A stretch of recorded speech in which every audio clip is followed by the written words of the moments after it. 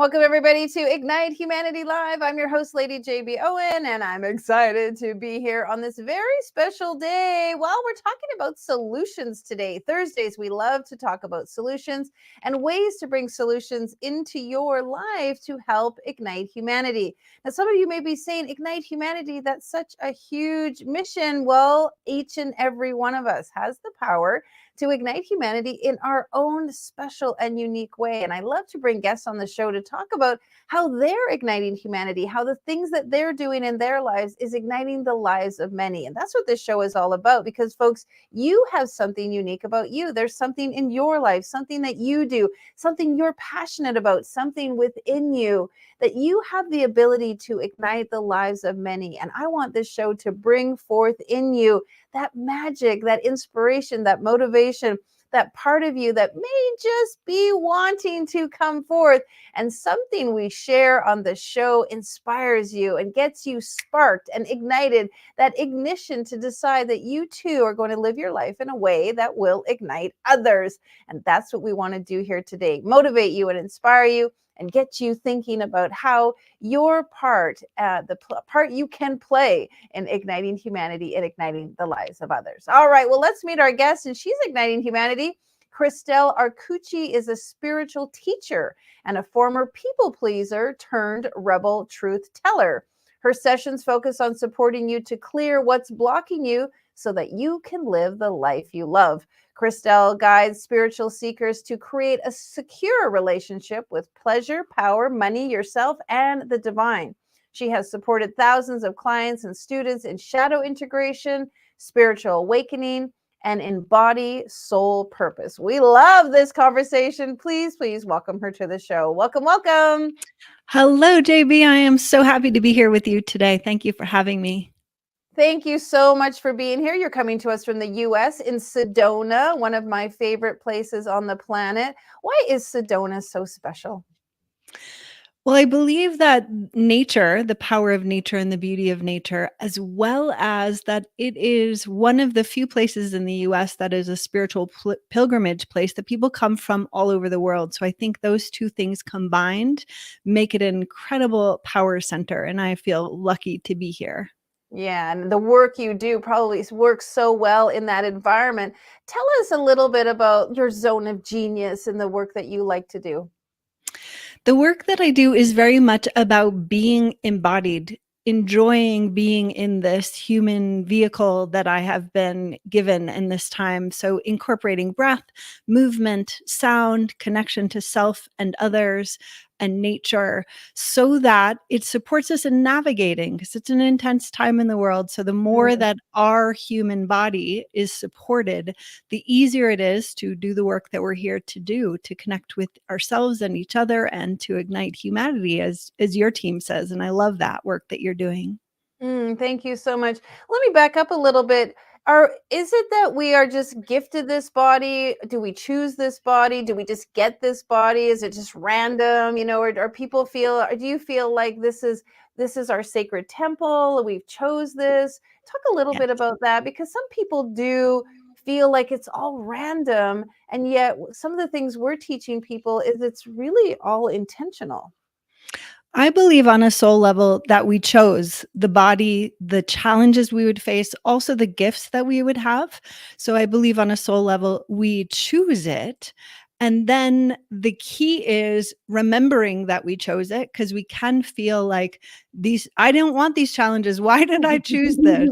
So the key is remembering that and embracing the challenges, embracing the gifts, working through, because being a human in Earth School right now is not an easy task. So I think in remembering that we chose it and learning to turn the challenges into our superpowers is a way to make it easier and to give life a deeper meaning and purpose. Is there a process that we can go through to remember? Like we've all forgotten or we're asleep. Can we wake ourselves up to the remembering? Absolutely. And I think there are so many beautiful tools in the world. And the ones that I use predominantly are starting with the breath, movement, self massage, like learning to get comfortable in our bodies. And that can be through just the things that people are already doing, like bathing or getting ready in the morning, getting dressed in the morning, is deepening that relationship with our bodies. And I absolutely agree that our bodies are a sacred temple. So learning to work with the challenges that we have in our body, also amplifying the things that we appreciate about our bodies, being grateful for our bodies, even when there's challenges. Mm. Do you have a breath practice that we could try right now or something we could do after the show? Absolutely. A very simple practice is simply turning your attention to the breath. Paying attention to the breath moving in, the breath moving out. From there, you can expand to creating an even count without straining. Of course, this is all done without straining. So, increasing the count to like 4. Some people can increase their count to 6, like inhale for a count of 4. We'll pick that, exhaling for a count of 4. So it's making it a conscious practice of receiving and releasing in every single breath. And so we're opening to receive not only our own support, our own guidance, but life force energy, right? We all need oxygen to function. But then it's also that practice of releasing the last moment, releasing stress, releasing whatever it is that is no longer serving us. So to me, that is always available, right? Nobody's going to get mad. JB, why are you breathing? Mhm. It's Can we go a little geeky on the science side? Like, what's happening to the body when we take the time to be conscious of our breath? Because so many of us, we breathe and we don't even realize we're doing it. We hold our breath, we don't realize we're doing it. We're, we get into like breathing right. heavy. What's happening in our bodies when we become aware of our breath? Well, the thing that often happens is we go into a fight or flight state. If there is a stressor in our life, our physiology changes and we move into a fight or flight state, which is a natural state that the body responds to stress. So, in making the practice of breathing more conscious, it can help us shift out of a fight or flight state into a state of rest and digest. So, Mm. it's not making the stressed state bad, but it's moving our bodies from a fight or flight state into a rest and digest state, where then we have access to our brain, the smarter part of our brains that isn't the survival brain. Makes so much sense. So, folks, breathing is so easy. Taking that time to get connected to your breath, it's free. You can do it anywhere. Nobody has to know. You're just really, connecting with you. Okay, let's talk about movement. Do you have some movement examples or exercises we could try? Well, simply being at, if you're sitting in a desk, like if so many people are on Zoom meetings a lot now, that it's allowing yourself simple movements. Yes, yoga, Tai Chi, working out, all of these things are beautiful things. Yet I always like to give people tools that they can implement immediately. Hmm. So in being seated, you can gently move your spine side to side or around in a circle. You can roll your shoulders back. You can make fists with your hands, open your fingers. You can move your neck. These are all simple practices, especially when they are synced with deeper breathing. It Mm. again helps our systems dial down from a stressed state. And simply not breathing fully, most people don't breathe to their full capacity. So if we start breathing and gently moving the body, it helps us move into a more relaxed state, which connects us to our mission, our purpose, and how we can improve the state of humanity, improve the state of the world.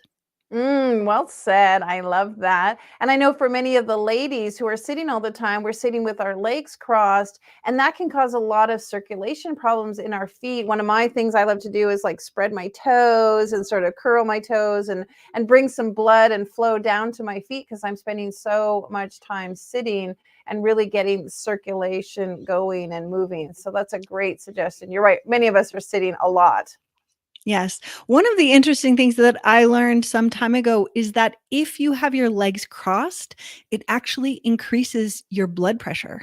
Mm. So it can be a good inspiration to uncross your legs as you Mhm. are breathing. And if you are doing simple movements at your desk, doing that with your legs uncrossed, feeling your feet grounded, your hips grounded on the chair, and breathing more deeply, that is again a way of dialing down the system from a stress state in not just a metaphorical way, in a physiological way. I often always love to sit on the end of a chair because it makes me sit up straight. So this is me sitting, back in the chair. If I'm sitting up in the chair, I'm actually activating more of my core muscles. I'm making a conscious effort to keep my spine straight. So a lot of people notice that I tend to sit on the end of the chair, but it makes me sit up more straight and be more conscious of my posture and of my core. Yes, I totally agree, and I do the same thing. Like right now, I'm sitting on a yoga ball, so I can't lean back. Right. But that also helps us connect to the grounded presence of being on earth, but also our divinity above, right? And Mm, keeping our spine straighter, our crown chakra open, it helps us connect to that divine wisdom that is always available to us and helps us move it into our bodies, minds, hearts. It's a beautiful mm. thing.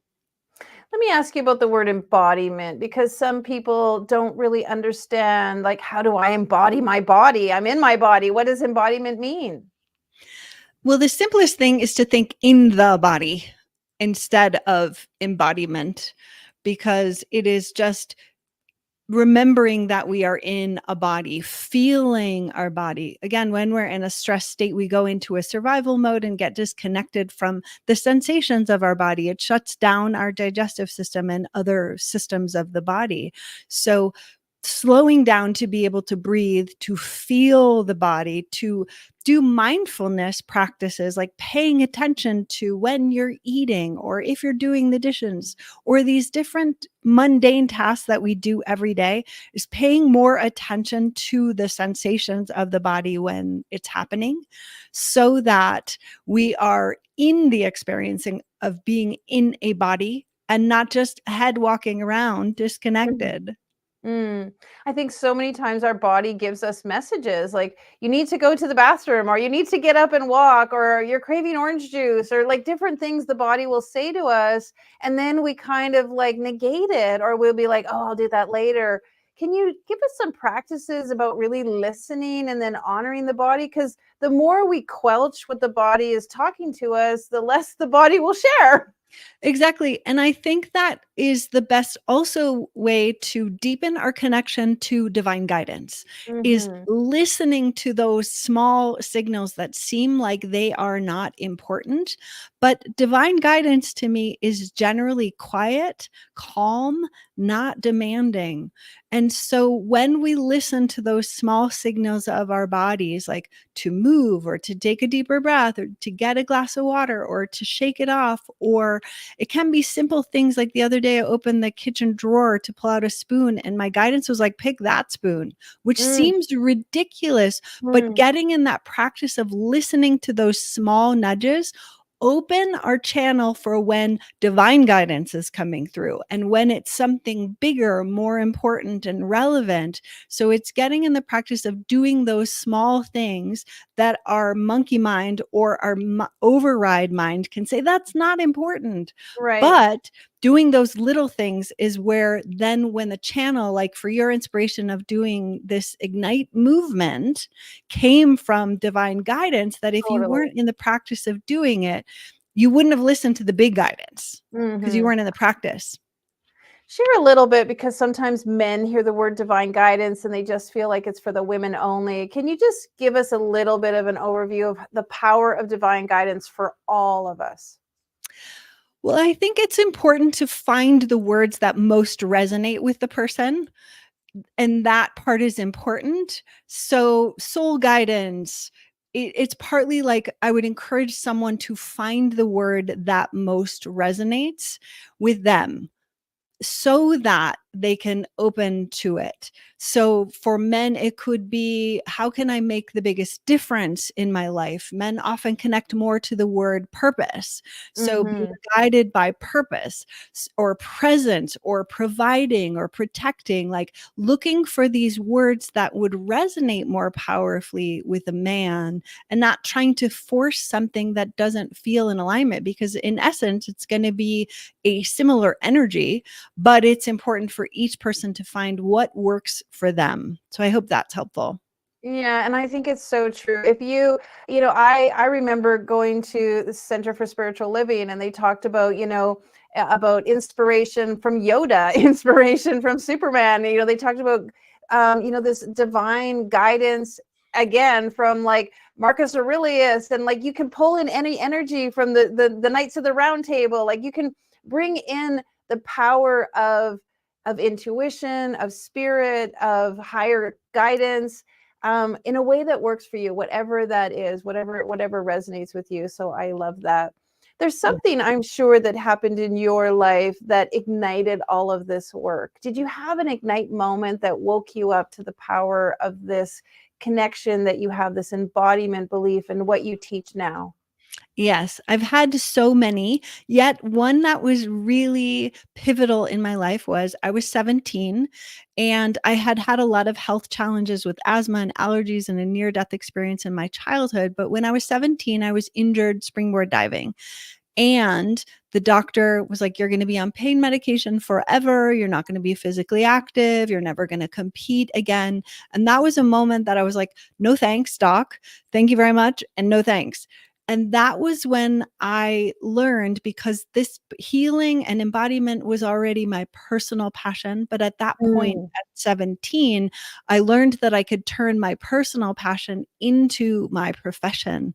And mm. so that's when I went into energy healing and massage and yoga and blah, blah, blah, a list of modalities, but where it was not just benefiting me, but supporting others in turning pain into power, in learning to work with the challenges that we do face in our life, and finding how it can align us with our purpose rather than it just being something that happens that we're at effect.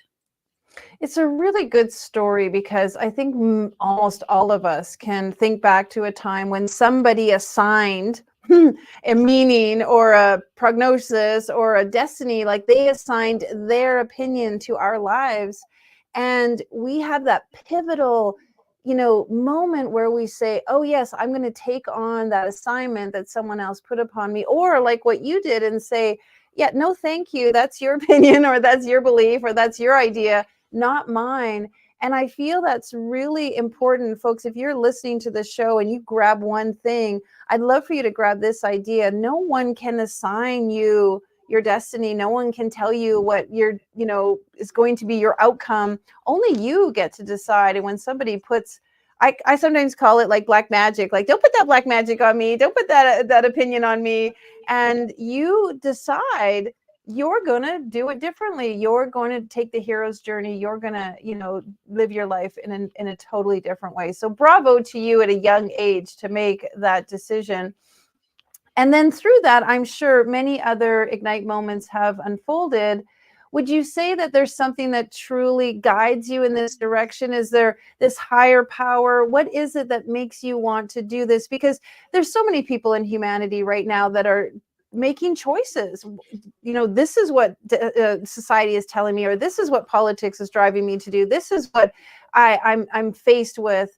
How can I do it differently? How can I embody a different version for myself? For me, it is soul guidance, which I think is the divinity that I am connected to that is inside my body. So for me, that's what is driving me, is my soul assignment, is to support not only me in this body to experience this life in a powerful way of making a difference, of also enjoying this life, but also supporting others in living and leaning into their soul assignment. And for me, it's like the more pressure there is in the world of challenging and intense things happening, the Mm-hmm. more committed I am.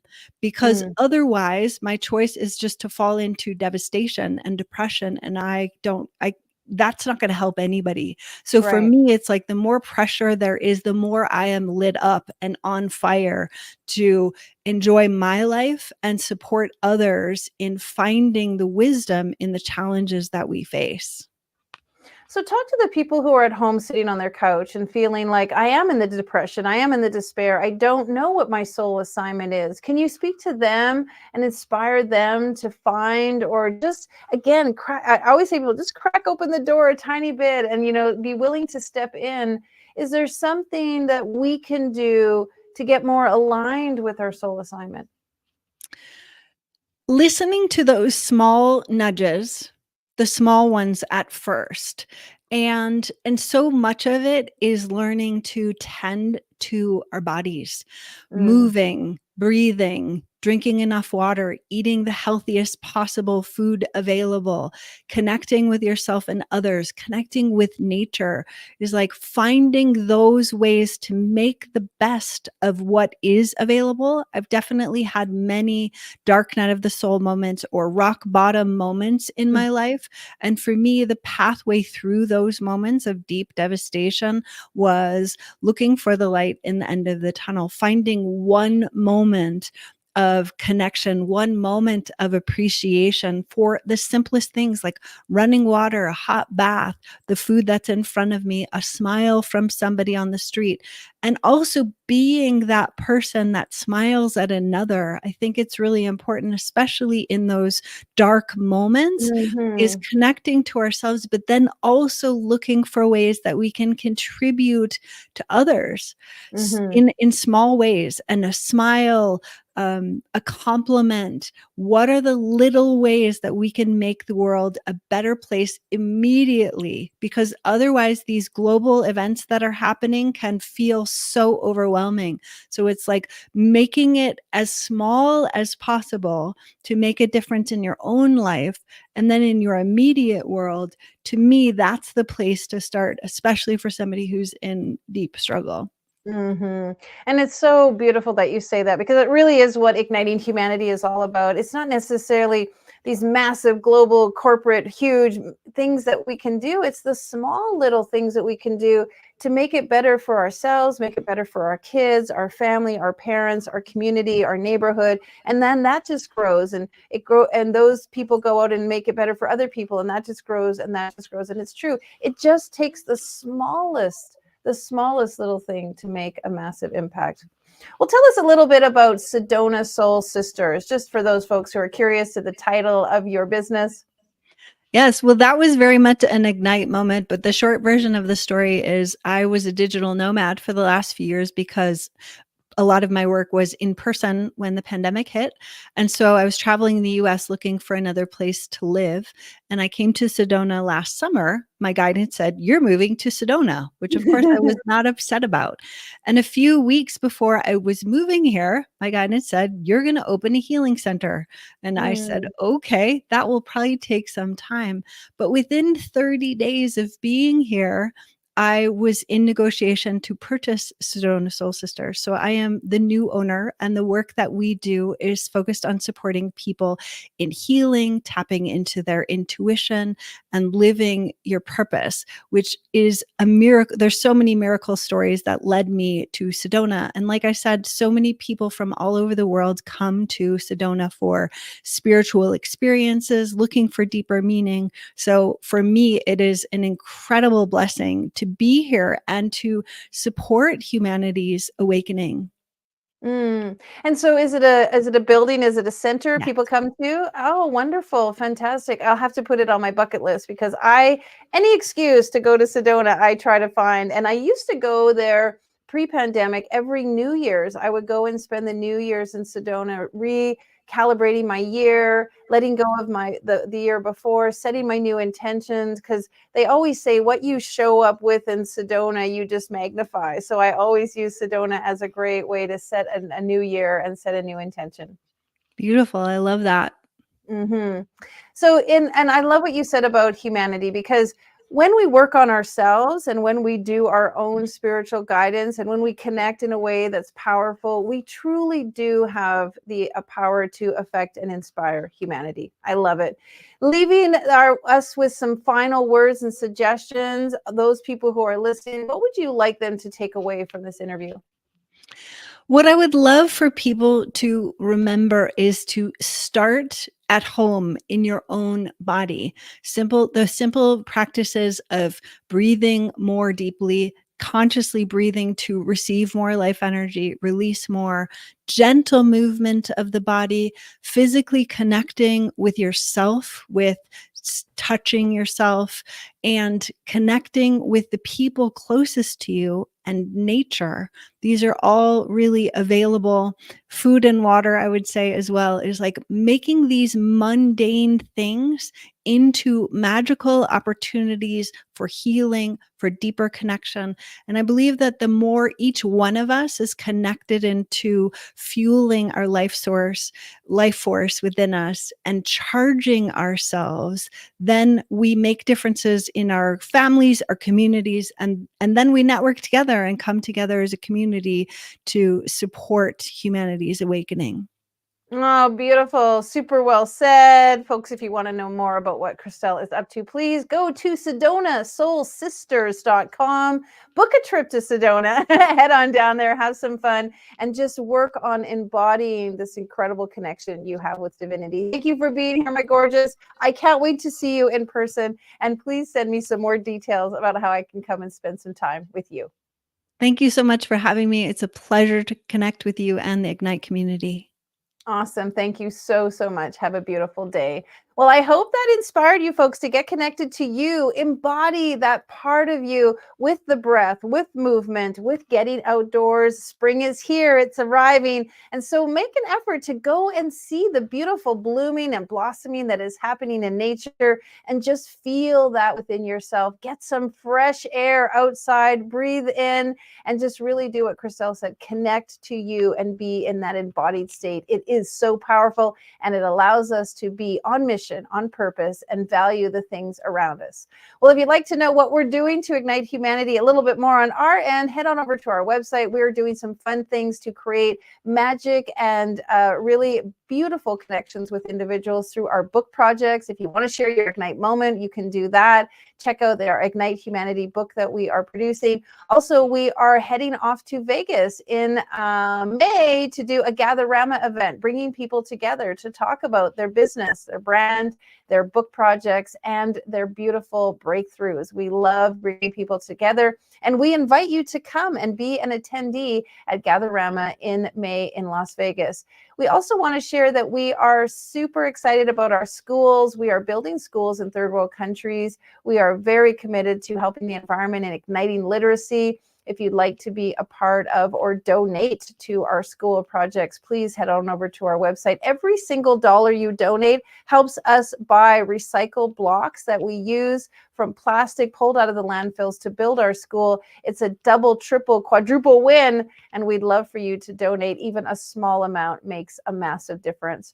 Well, I'm hoping that your day is going to be beautiful. It is March, so March 4th, March forward, march into greatness, and do the things you can to ignite humanity. Super happy to have you here every day, Monday to Friday. We talk about igniting humanity. If you'd like to be a guest, we'd love to hear from you. So please fill out our type form and have a beautiful, fabulous, wonderful day. Now, more than ever, we need to come together to connect with one another.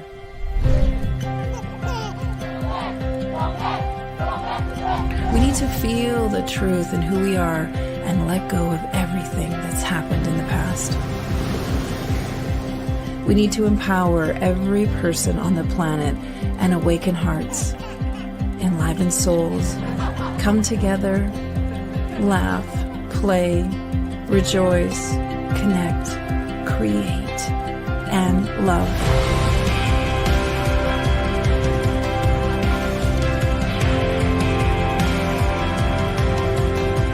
It's time to ignite humanity. We want you to be a part of something that will impact the future for everyone. We want you to tell your story, share your Ignite moment, show people who you truly are. Be a part of igniting humanity and making a difference in the world and all of our futures.